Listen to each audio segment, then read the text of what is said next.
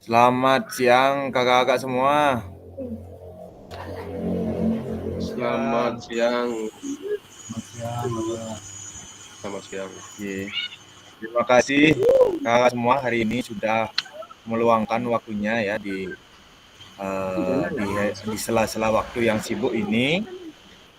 Rahajeng penampahan kakak semua, mudah-mudahan semua sudah makan ini ya, sudah makan lawarnya, sudah Belum, Kak. ya dan tinggal ditambah nanti jamuannya nanti sore. Oke kakak semua, jadi kegiatan hari ini kita akan melaksanakan kegiatan merefleksikan refleksi ya dari modul 1.1, 1.2 dan 1.3 kakak ya. Jadi nanti kakak bisa membuka ataupun membaca kembali refleksi dari modul 1.1, 1.2 dan 1.3. Nah, kita akan menggabungkan semuanya, kemudian dianalisis untuk direfleksi ya. Nah, jadi mohon izin saya share screen dulu.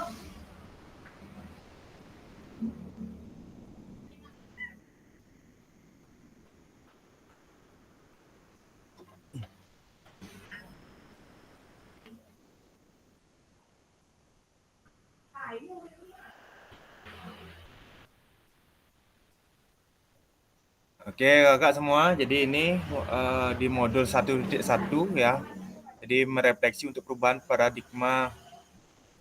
Ini salah.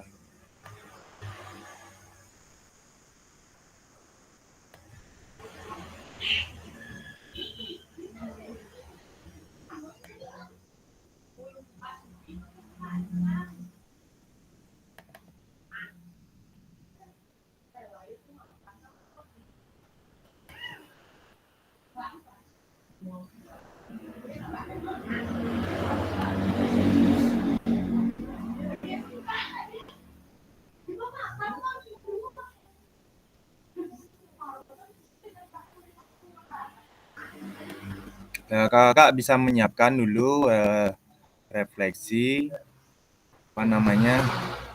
refleksi 1.1, 1.2 dan 1.3 ya, sembari yang menyiapkan PowerPoint-nya.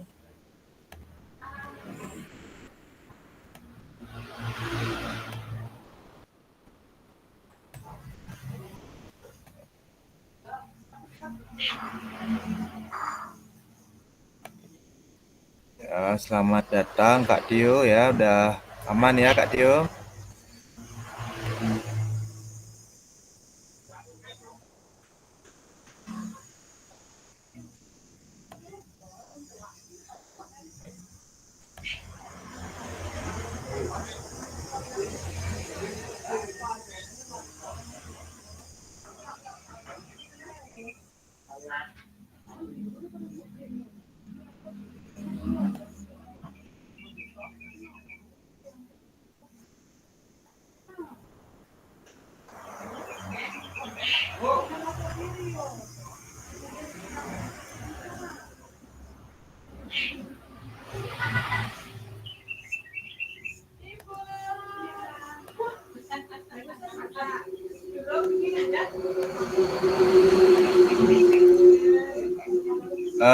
Ya kakak-kakak bisa dilihat ya poinnya.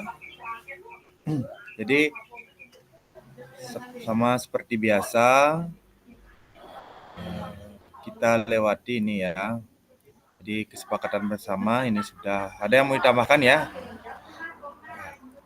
Ini karena tidak ada yang lanjut. Nah ini tujuan dikuatkan pemahaman untuk modul 1.1 merefleksikan refleksi. Nah ini jadi nanti yang menjadi tujuan akhir pelatihan.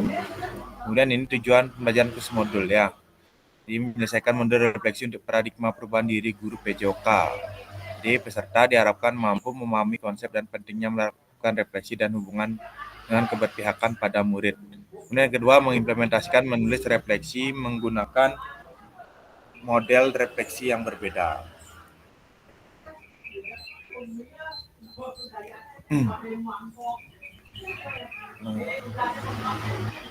Jadi di tujuan ini kita kali ini peserta dapat menganalisis tulisan refleksi yang sudah dilakukan selama ini. Jadi kakak siapkan refleksinya dari 1.1, 1.2, dan 1.3.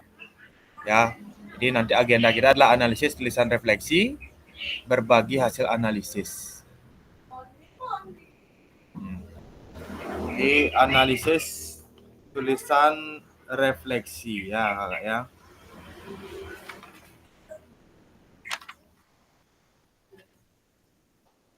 Nah, jadi nanti di analisis tulisan refleksi ini kakak-kakak semua bisa memberikan ataupun berbagi melalui ya yang kita akan gunakan adalah perbaikan diri atau refleksi yang menerapkan framework Borton dan framework Gibbs ya melalui analisis tulisan refleksi ya. Jadi nanti saya akan mengajak kakak semua untuk menuliskan analisisnya di Figma Jambot untuk disediakan. Jadi apa yang kakak tulis, nah jadi seperti ini ya. Bisa dipoto Kak Anom. Coba dulu Kak, macet-macetan apa ya? Oke, sebelumnya Ini Kak sebelum Padang kita ya, lanjut Padang. Oh gitu ya. Mungkin Kak Koni ya bantu ya Kak. Sebelum kita lanjut untuk merefleksikan ataupun menganalisis dari refleksi yang kakak buat, mungkin ada yang mau ditanyakan dulu sebelum kita lanjut.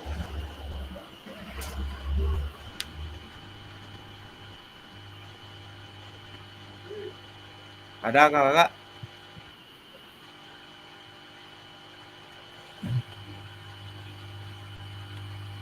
Pas?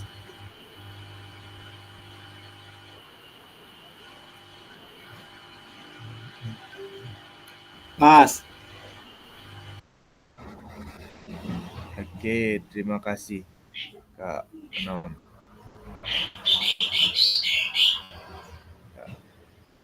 Jadi nanti kakak semua menulis sebuah refleksi ya. Jadi yang siapkan linknya. Nah, nanti ada 3 kolom yang akan kakak buat di sana. Yang pertama ada to do ataupun yang akan dilakukan. Kemudian to do ataupun to do yang akan dilakukan, kemudian doing ya. Doing itu yang dilakukan, kemudian done sampai selesai. Jadi nanti di to do-nya kakak yang menggunakan refleksi Gibbs bisa menggunakan deskripsi ya. Deskripsi di to do-nya bisa deskripsi dan perasaan. Kemudian di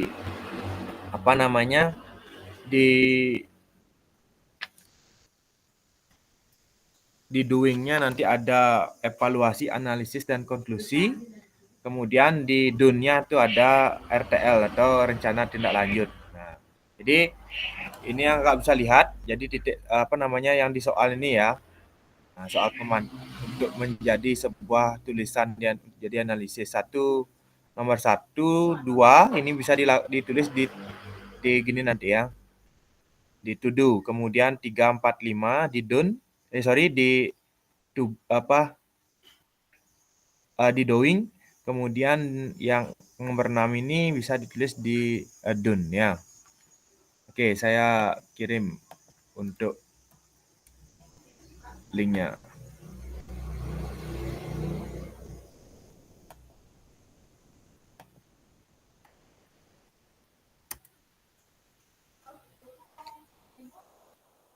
Oke, silakan kakak-kakak dicek kolomnya, kolom chat. Sudah nyambung ke Figma Jambot.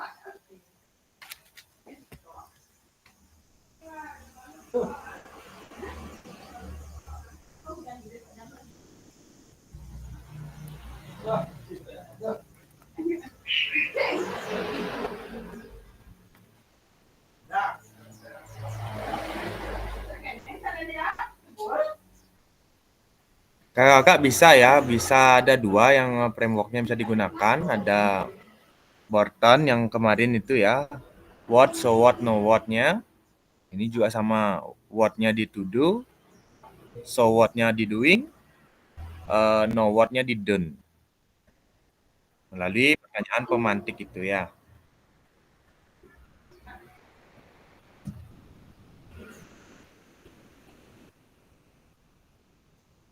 Berarti soalnya pakai soal yang tadi itu Kak ya? Ya, ye. Jadi pakai soal yang tadi, yang nomor 1, 2-nya di to do, kemudian 3, 4, 5-nya doing, kemudian 6-nya di done. Nah, itu sebagai gininya.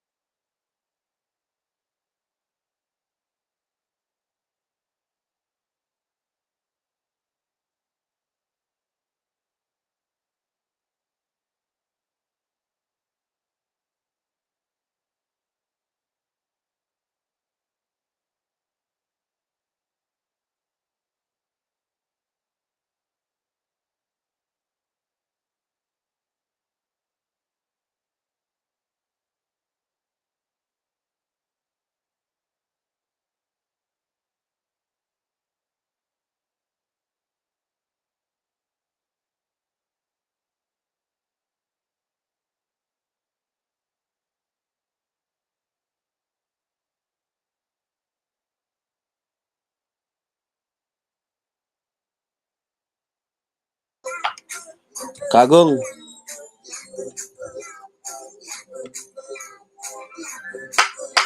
Kak Agung, Bagaimana Kak? Ya, punya saya jadi kecil sekali loh. Bisa digedein nggak? ya bisa bisa Saya aman. tarik-tarik nggak bisa tuh. Ya ya Kak. Jadi yang penting Kakak yang sudah punya tulisan di Word dia nanti biar refleksi mungkin siapa siapa yang dapat kesempatan berbicara silakan ya. Nanti di sini biar ada aja apa namanya pekerjaan yang dikerjakan gitu aja. Ya, nanti lebih gininya tepatnya kalau bisa tulis aja di Word sedikit.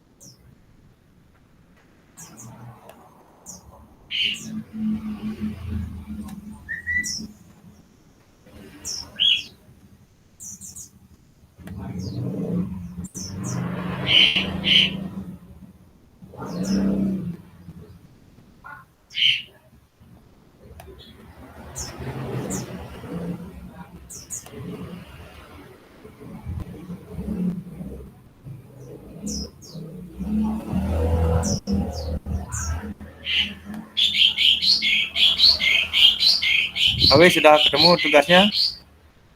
Sudah saya pindahkan.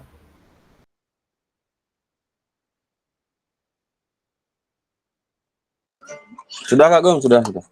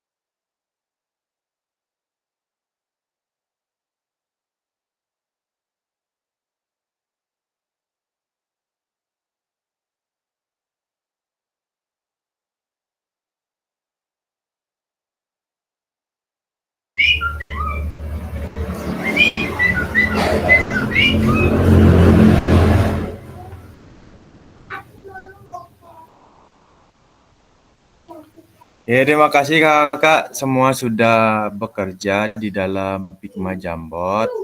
Jadi nanti kita akan saling berbagi bagaimana merefleksikan ataupun menganalisis refleksi yang kakak sudah buat untuk dibagikan sehingga nanti kakak yang lain yang mendengarkan dari kakak siapapun nanti berpresentasikan bisa saling berbagi referensi kakak ya. Nah, jadi sambil bekerja sambil dengarkan ya. Saya ingin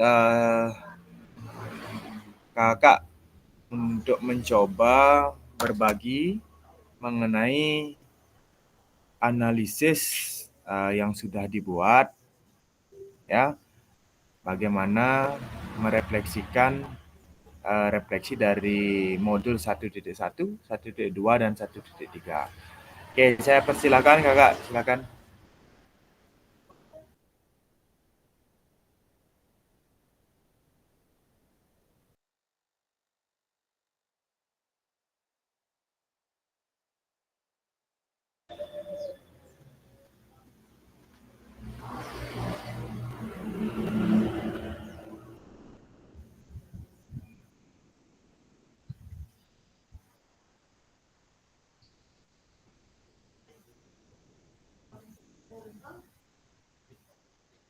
Silakan mungkin Kak Anom ya. Kak Anom mungkin berbagi mengenai refleksi yang sudah dilakukan untuk dibagikan kepada kakak yang lain. Silakan Kak Anom. Baik Kak Gung, apakah boleh share screen Kak Gung atas jawaban yang sudah saya copy tadi di Word Kak Gung? Anom. Silakan Kak Anom, silakan. Ya baik, terima kasih Kak Gung.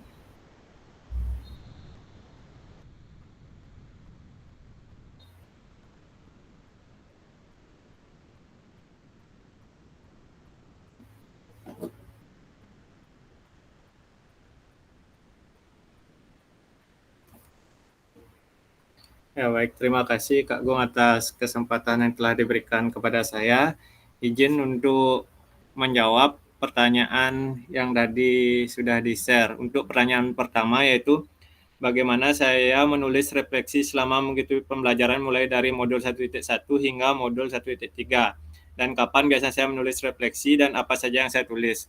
Ya baik, di sini saya akan menjawab pertanyaan yang pertama. Saya menulis refleksi selama mengikuti pembelajaran 1.1 sampai dengan 1.3 yaitu menggunakan beberapa model refleksi. Pada modul 1.1 saya menggunakan refleksi 4F, yang pada modul 1.2 menggunakan tangga refleksi yang sesuai dengan apa yang disuruh pada LMS, dan modul 1.3 menggunakan Borton kalau tidak salah ya.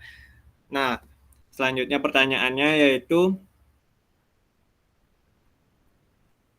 kapan biasanya saya menulis refleksi? Ya, jadi di sini saya menjawabnya itu saya menuliskan refleksi setelah selesai pembelajaran tiap modul ya. Jadi ya, sebelumnya kita mempelajari dari modul 1.1, 1.2, dan 1.3, di mana setelah itu, setelah saya mempelajari tiap-tiap modul, baru saya menuliskan refleksinya, di mana kelemahan-kelemahan dan apa saja yang sudah dipelajari pada modul tersebut, seperti itu Kak Gung, sebelum diupload ke LMS. Selanjutnya, apa saja yang ditulis? Ya, hal apa saja yang saya tulis adalah pengalaman pembelajaran yang telah dilaksanakan yang dimasukkan dalam panduan masing-masing refleksi. Ya, di sana kan dalam tiap-tiap refleksinya beda-beda setiap modul. Ya, jadi pada modul 1.1 saya menggunakan 4F seperti peristiwa, seperti itu dah kurang lebihnya kalau tidak salah. Jadi saya menyesuaikannya dengan rubrik yang ada di dalamnya. Ya, untuk pertanyaan nomor 2, yaitu bagaimana perasaan saya selama saya menulis refleksi. Apa yang muncul di pikiran setiap kali saya harus mulai menulis refleksi. Ya, perasaan saya dalam menulis refleksi selama ini yaitu cukup senang. Hal yang muncul dalam pikiran saya yaitu ternyata dengan refleksi mampu memperbaiki diri untuk ke arah yang lebih baik. Ya, jadi di sini dimaksudkan yaitu setelah saya membaca modul, jadi saya tidak acuh seperti itu. Di sini saya langsung mengetahui apa saja yang telah saya pelajari, di mana letak kekurangan saya sebelumnya, apa saja yang belum saya ketahui, sehingga dengan refleksi ini saya bisa menjadi ke arah yang lebih baik. Seperti itu, Kak Gong. Apakah lanjut dijawab dengan yang nomor 3 sama 4, Kak Gong? Apa cukup 1, 2 aja? Lanjut Kak, selesaikan. Kita berbagi cerita di sini ya. Ya, siap-siap, Kak. Pertanyaan nomor 3 yaitu hal apa saja yang muncul yang menurut saya yang menjadi lebih baik berkaitan dengan nulis refleksi. Hal apa yang masih menjadi tantangan? Ya, seiring dengan seringnya saya melakukan refleksi, maka akan semakin terbiasa dengan proses berpikir kritis dan evaluatif, sehingga akan lebih memahami diri sendiri sebagai seorang pembelajar. Ya, yang dimaksud berpikir evaluatif yaitu dengan refleksi kita mampu untuk membenahi diri sendiri yang awalnya saat pembelajaran hanya belajar saja, tidak mengingat kembali apa yang sudah kita laksanakan, sehingga dengan adanya refleksi kita mampu mengingat kembali apa-apa saja yang telah kita pelajari. Ya, jika ada kekurangan di sana, saya memperbaiki diri saya sendiri, seperti itu, Kak. Selanjutnya, hal apa yang masih menjadi tantangan? Mana jawabannya? Hal yang menjadi tantangan adalah menggunakan perasaan secara sistematis. Perasaan secara sistematis di sini maksudkan dari mana saya menjawab perasaan saya yang akan saya keluarkan, seperti itu, Kak. Jadi dengan adanya waktu ini kita belajar macam-macam refleksi, di sana ada rubriknya, sehingga bisa kita meluapkan perasaan secara sistematis dari yang apa saja yang ingin kita luapkan, seperti itu, Kak. Ya, selanjutnya pertanyaan yang nomor 4 yaitu bagaimana saya menggunakan rubrik penulisan refleksi selama ini. Seperti apa tulisan refleksi jika dinilai secara mandiri menggunakan rubrik yang ada. Rubrik penulisan selama ini yang saya gunakan sebagai panduan dalam jadi yang saya gunakan adalah rubrik penulisan refleksi seperti yang ada yang GIP yang seperti itu, Kak, ada yang Bartem. Untuk yang GIP itu biasanya apa, kejadian apa, terus apa, dan sekarang apa. Menurut saya sih itu yang saya gunakan sebagai rubriknya. Untuk selanjutnya dengan rubrik pertanyaannya yaitu seperti apa tulisan refleksi yang dinilai secara mandiri menggunakan rubrik yang ada.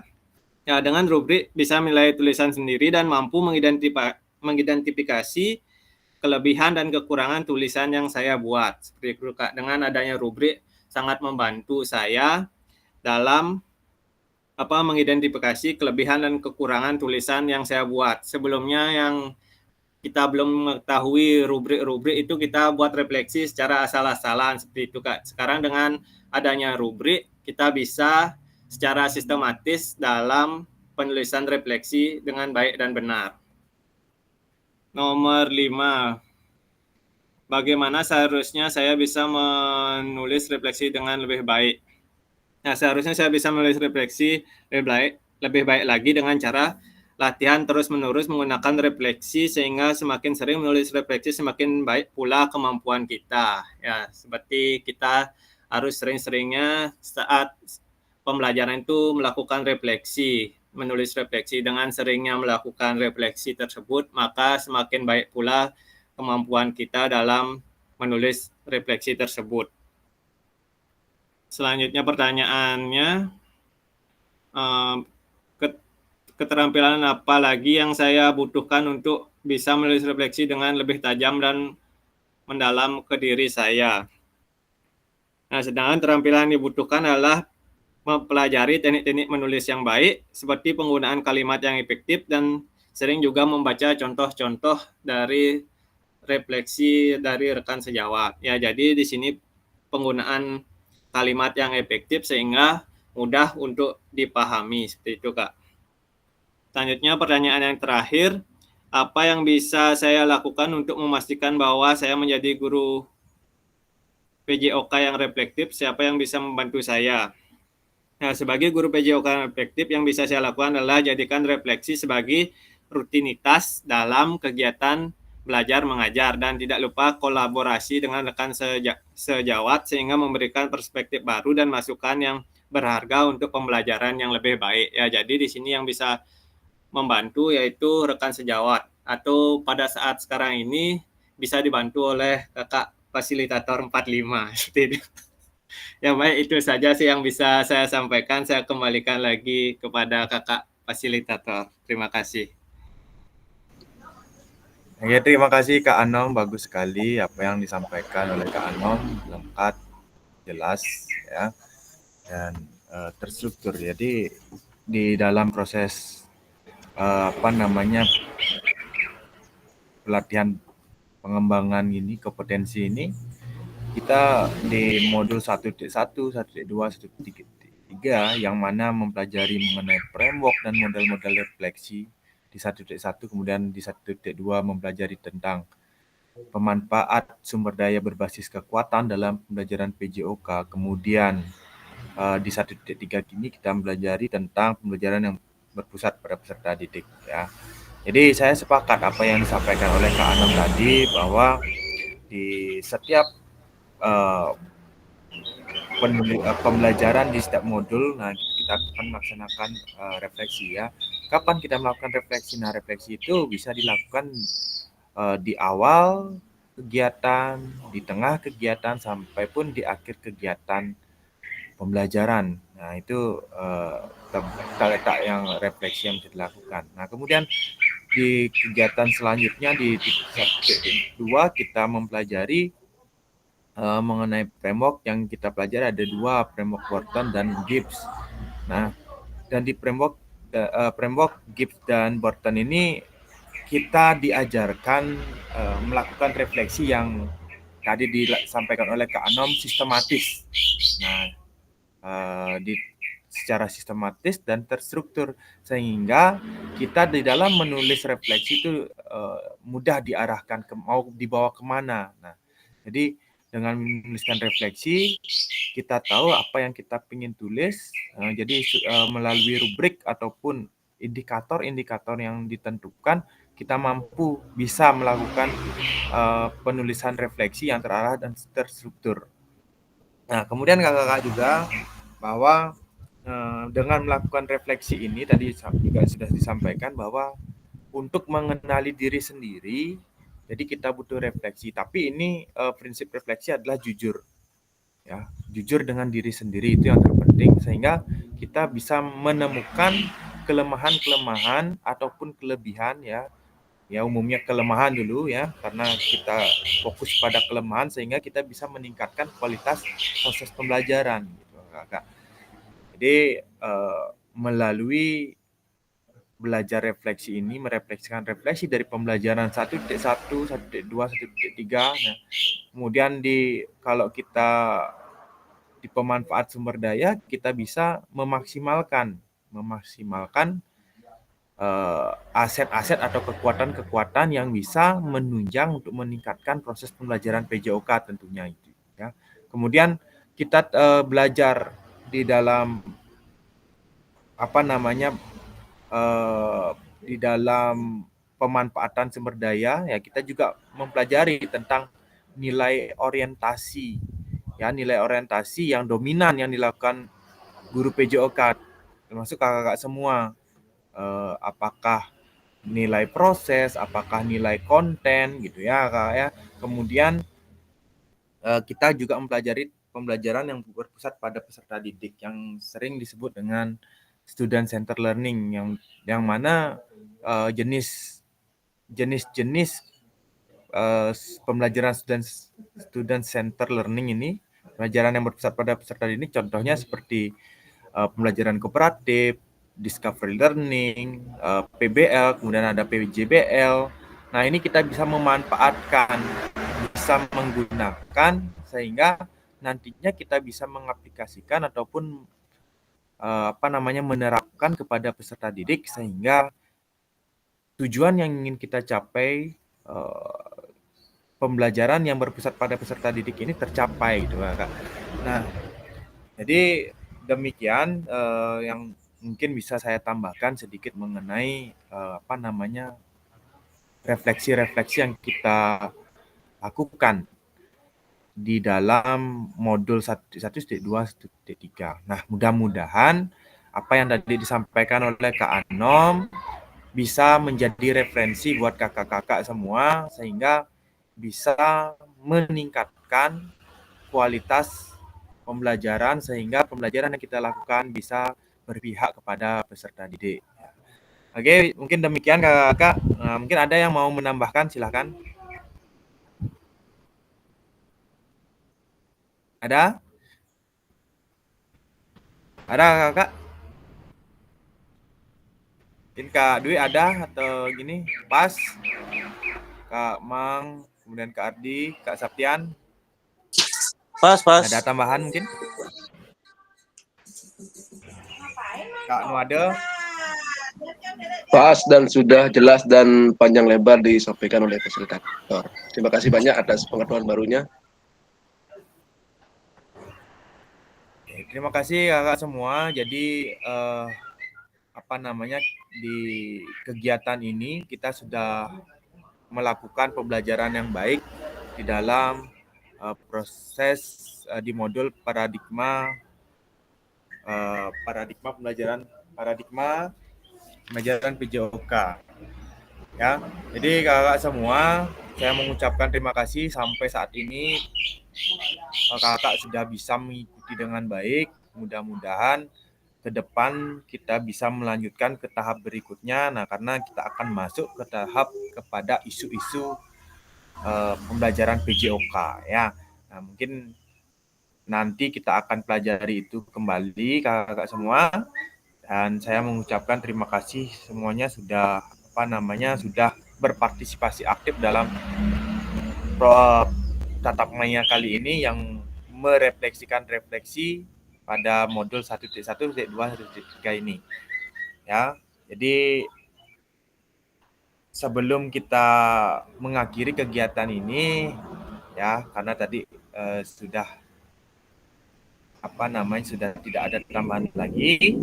Jadi sebelum kita menutup kegiatan tatap maya ini, mari kita berdoa dulu sebelum mengakhiri kegiatan. Oke.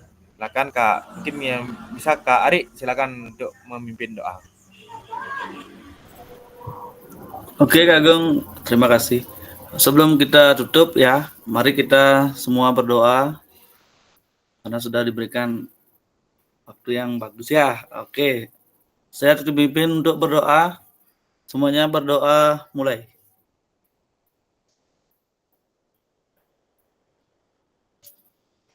Selesai.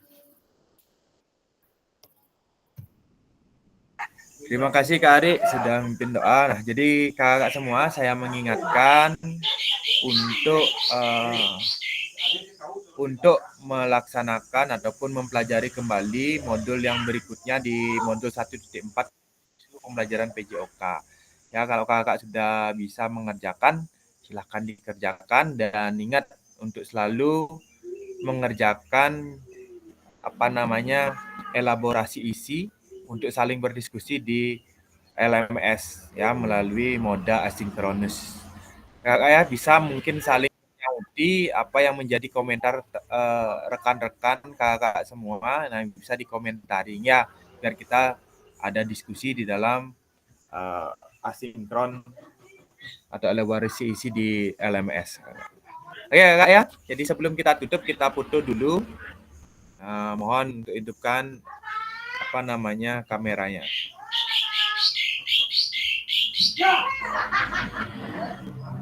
Sudah? Ya kakak semua bisa bergaya. Ya gini aja karena kita mau merayakan hari raya. Ya. Ini nggak bisa tangan saya. Sudah kak ya? 1, 2, 3. Kak Tio mungkin bisa ditinggikan lagi ini jidatnya aja kelihatan ini. Nah, biar dilihat sama teman-teman yang lain nih ya. Oke, 1, 2, 3. Ya, terima kasih kakak-kakak semua ya. Jadi akhir kata saya mengucapkan selamat merayakan Hari Raya Kuningan buat kakak semua. Mudah-mudahan kita selalu diberkahi, selalu diberikan kesehatan dan murah rezeki semuanya, makmur, sejahtera ya. Oke, izin saya matikan kamera recordingnya.